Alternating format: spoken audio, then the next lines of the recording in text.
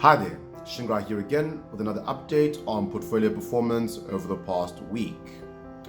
On a one-week basis, 2 out of 10 of the CBAM portfolios have outperformed their respective benchmarks, with a noticeable 35 basis point spread between CBAM portfolio number 5 and its benchmark. Returns on the week, which was relatively risk-on, ranged from 0.79% in CBAM portfolio number 1 up to 2.44% in CBAM portfolio number 5. In terms of performance attribution, the main detractor was, over the course of the week, equity Indian subcontinent, pulling back 1.52% over the course of this risk-on week on the back of reported record numbers of COVID-19 infections within the country. We also continue to see some weakness there on the risk-on week for index-linked gilts, and as well for ex-trackers global inflation-linked, down more than 0.4% on the one-week basis.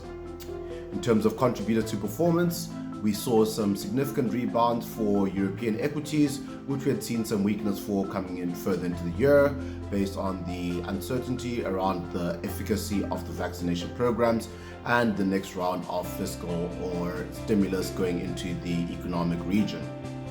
That would see the Bailey Gifford Fund up 4.99%, whilst Allianz Continental European was up 4.53%. Then again, some strong performance there from the US, up 3.66% on the week.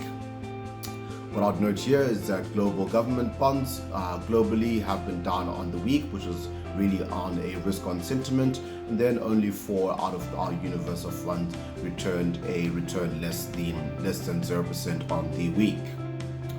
Moving over to a year-to-date basis, 8 out of 10 of the CBAM portfolios have outperformed their respective benchmarks, and then again here we see that CBAM 5 and CBAM 5v2 both slightly underperforming their respective benchmarks, and that would see the year-to-date returns ranging from minus 0.49 for CBAM portfolio number 1 up to 6.64% for CBAM portfolio number 5.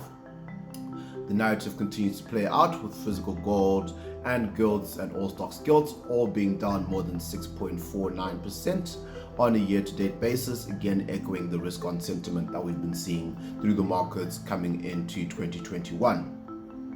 In terms of contributors to performance, again the top 3 performers have been US positions, through the mid-cap up 15.5% with the US 400, S&P 400, then US smaller companies up 15.13%, and then seeing some close performance there between iShares S&P 500 and Artemis US Extended Alpha,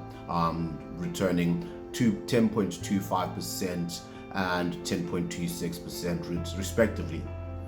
Again, on a year-to-date basis, the risk-on sentiment has been strong, where we've seen 9 out of 10 of the top 10 performers, 9 out of 10 of the top performers being equity positions, and then again highlighting again on a year-to-date basis that equity Indian has returned 8.53% on a year-to-date basis, despite being down 1.52% over the past week.